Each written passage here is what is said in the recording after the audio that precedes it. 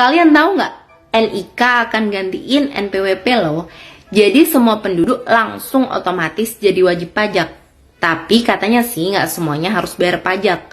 Penduduk yang penghasilannya di bawah penghasilan tidak kena pajak, maka tidak diwajibkan untuk membayar pajak. Kata Bu Sri Mulyani, kebijakan ini berfungsi untuk meningkatkan penerimaan pajak. Mungkin karena bakal disisir banget gitu ya penduduk-penduduk yang harusnya membayar pajak dan mana yang enggak. Dari segi administratif ini terdengar bagus ya, jadi kayak simple gitu, satu nomor untuk seluruh pelayanan administrasi negara.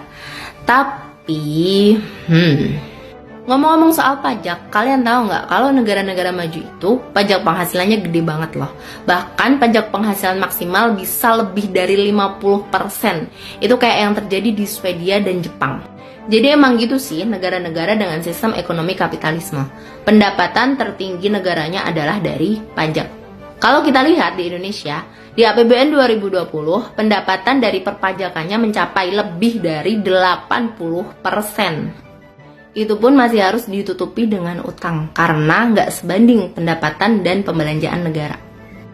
Mungkin jadi a big why gitu ya, kenapa Indonesia, negeri Zamrud Khatulistiwa ini sulit untuk mendapatkan pendapatan negara.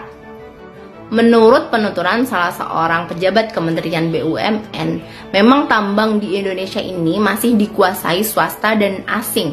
Jadi kita cuma dapat remahan pajak aja nih dari perusahaan-perusahaan itu gitu. Sementara keuntungan terbesarnya ya dikuasai oleh para konglomerat-konglomerat itu. Nah ini juga ada data bahwa 54% area lahan kelapa sawit kita itu dikuasai oleh swasta. Ya gitu deh, kekayaan alam kita dikuasai swasta dan asing, rakyat terus digenjot pajaknya, habis itu dikorupsi sama pejabat. Nyesek gak sih? Padahal kalau dalam Islam ada hadis yang bunyinya begini, Al-muslimuna syuraka'u fi thalathin, fil kala'i wal ma'i wan nari.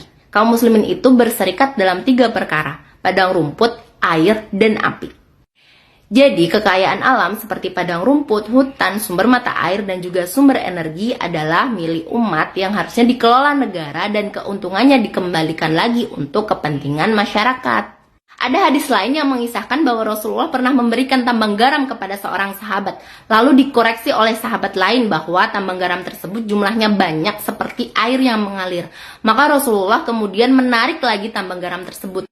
Jadi dalam Islam, tambang mineral yang jumlahnya banyak itu dikelola oleh negara untuk kepentingan rakyat, bukan dikuasai swasta apalagi asing. Luar biasa ya, Islam ngatur seluruh aspek kehidupan